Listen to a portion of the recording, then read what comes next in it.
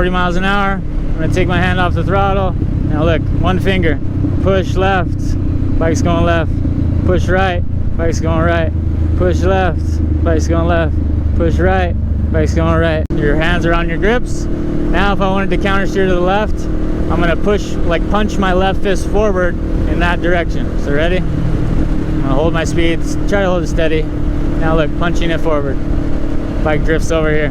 Now if I wanna go back towards that white line, punching my fist forward. Right, my right fist there. Now watch this. We'll get up to third gear. We're doing 20 miles an hour now. Now look, push, push, push.